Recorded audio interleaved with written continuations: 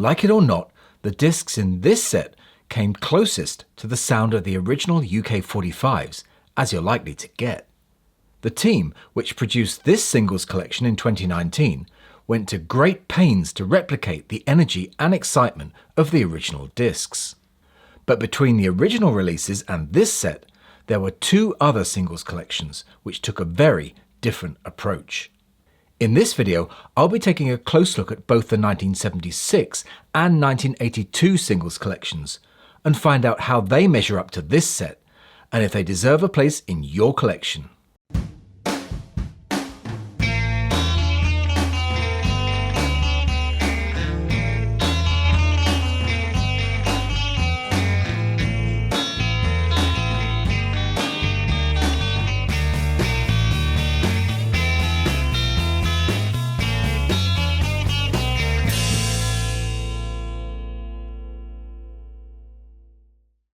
Hi, I'm Andrew from Parlogram Auctions, and if like me, you love listening to original 60s 45s, you'll know that they were cut for maximum excitement rather than to please those who enjoyed high-end sound quality.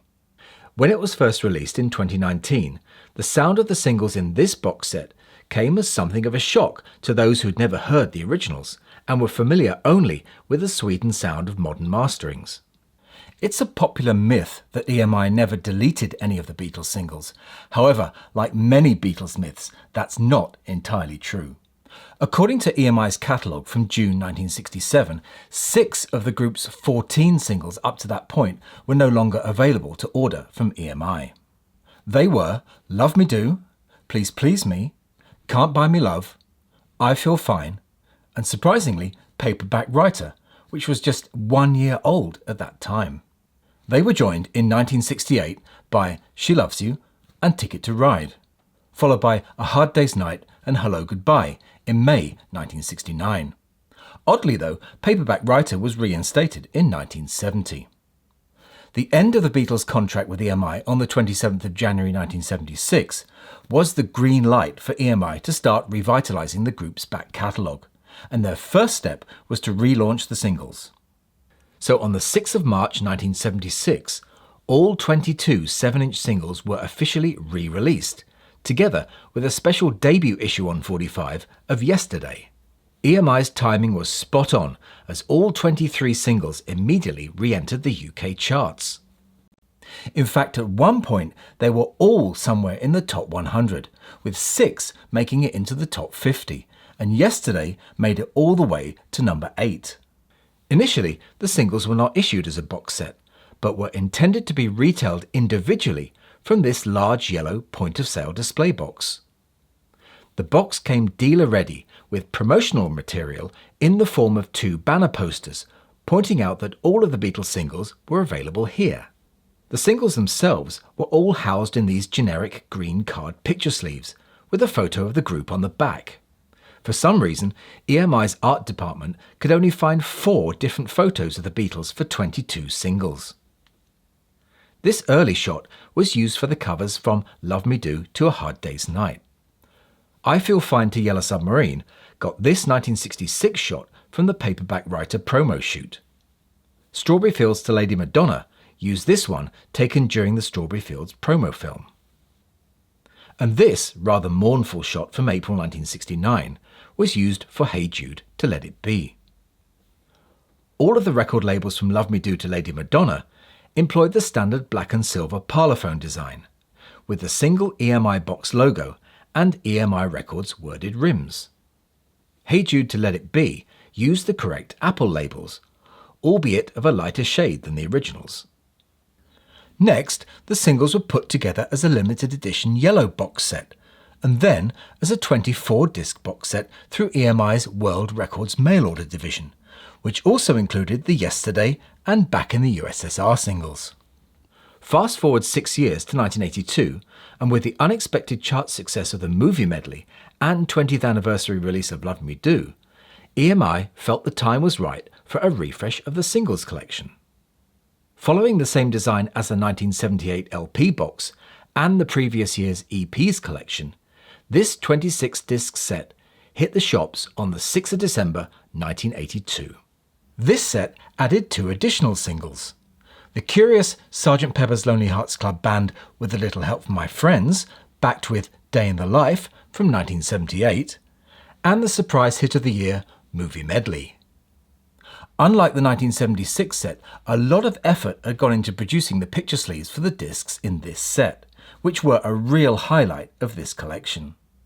The discs' labels followed the same pattern as the 1976 set, except for Love Me Do and Please Please Me, which had their original red label design restored.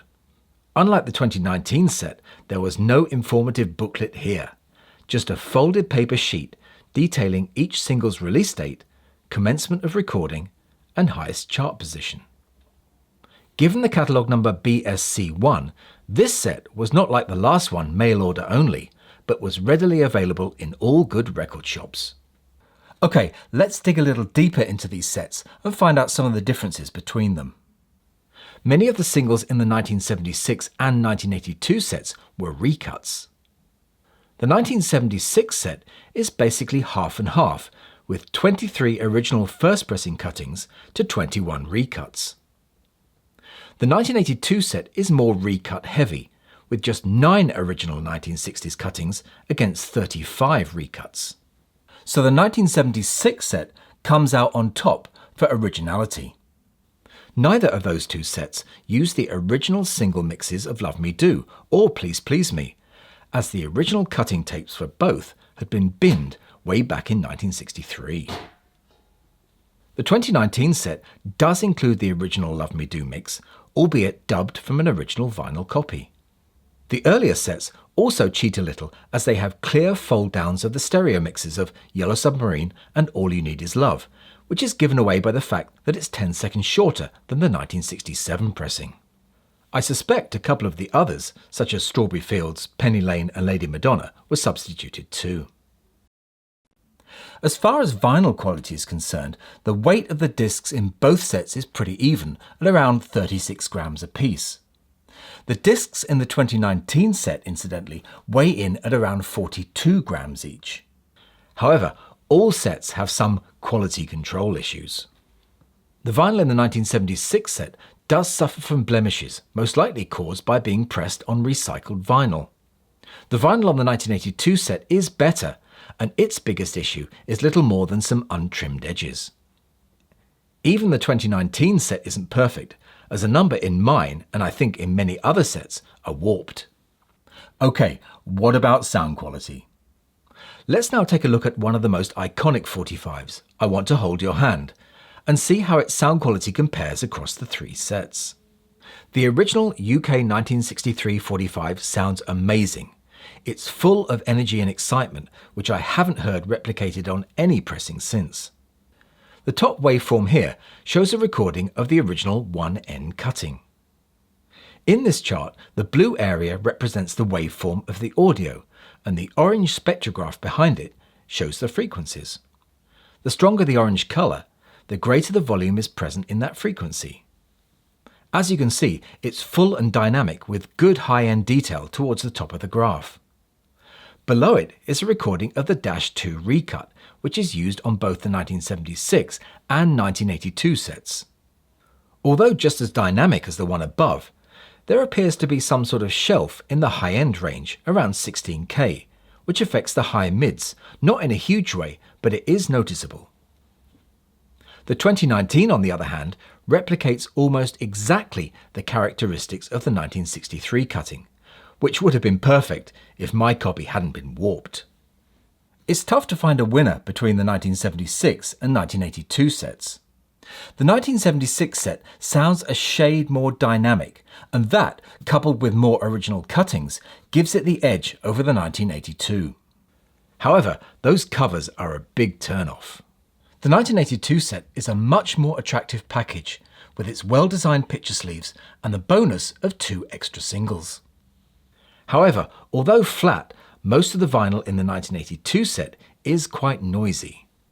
It's not really evident when the track is playing, but you can hear quite a lot of noise in the fade-outs, and there's some whooshing. Come on, you know what I mean. Price-wise, there's a difference too. The 1976 box can be had online for as little as £50 or around $70, and £100 or $130 should get you a decent one. The 1982 set will set you back a bit more at around £200 or $250. So all in all, I don't think there's any clear winner between them, so I'm going to call it a draw. After spending a lot of time with these two boxes, my respect for the 2019 singles collection has grown, and for me it represents the best all-round deal. It has a better quality box, decent thick card picture sleeves, and good quality vinyl overall, despite some of them being less than flat. It also has the added bonus of the original version of Love Me Do, and is still, at the time of recording, available new for under £150 or $200. And the discs in it sound like they should, full of energy and excitement and just the pure joy of the Beatles music, which after all is what it's all about. As always, I hope you enjoyed this video and that you'll give it a big thumbs up. Please be sure to check out our original and rare Beatles vinyl over on our website parlogramauctions.com and on eBay. Links for both are down below. Finally, do consider subscribing if you'd like to see more, or better still, why not become a channel member? But that's all for this time, so I'll say bye for now and thanks for watching.